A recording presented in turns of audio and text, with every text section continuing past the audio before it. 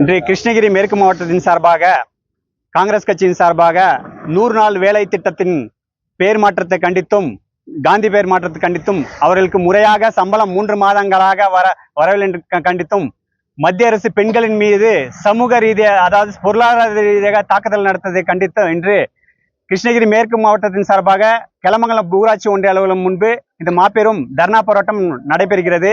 இந்த போராட்டத்தின் நோக்கமானது அன்னை சோனியா காந்தியினால் கொண்டு வரப்பட்ட இந்த 100 நாள் வேலைவாய்ப்பு திட்டத்தை மத்திய பாசிச அரசு பாஜக அரசு பல்வேறு ரீதியாக சட்ட திருத்தம் கொண்டு வந்து அந்த சட்ட திருத்தத்தில் மாநில அரசும் 40%, மத்திய அரசு 60% அந்த சட்டத்தில் திருத்தம் கொண்டு வரப்பட்டுள்ளது. தற்போது அதாவது சட்டத்தில் 2005 சட்டத்தின்படி 15 நாட்களுக்குள் சம்பள தொகை கொடுக்க வேண்டும் என்று சட்டத்தில் இருக்கிறது.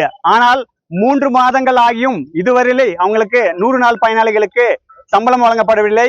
அவர்களுடைய நோக்கம் இன்று மோடி அரசினுடைய நோக்கம் அதாவது இந்த திட்டத்தை அளிக்கும் நோக்கமாக செயல்பட்டுகிறது. இன்று நம்ம அன்னை சோனியா காந்தி கிராமங்களில் பொருளாதார ரீதியாக அனைத்து பெண்களும் மேம்பட வேண்டும் என்று இந்த திட்டத்தை 2002ஆம் ஆண்டு பார்லமெண்டத்திலே கொண்டு வந்தார். அதன் பிறகு 2006ஆம் ஆண்டு ஒரு 200 மாவட்டத்தில் இந்த திட்டத்தை அமல்படுத்தினார். அதன் பிறகு 2007 130 மாநில மாவட்டங்களில் கூடுதலாக அமல்படுத்தினார்.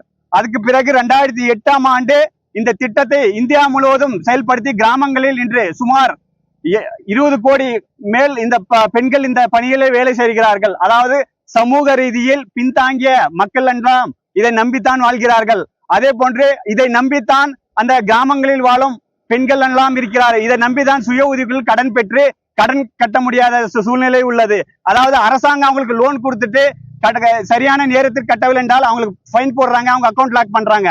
ஆனா அவங்களுக்கு சரியான நேரத்துல சம்பளம் கொடுக்கலாம்னா எப்படி அவங்க திருப்பி கட்டுவாங்க? இது மத்திய அரசு பாஜக அரசு அதை கருத்தில் கொள்ள வேண்டும்.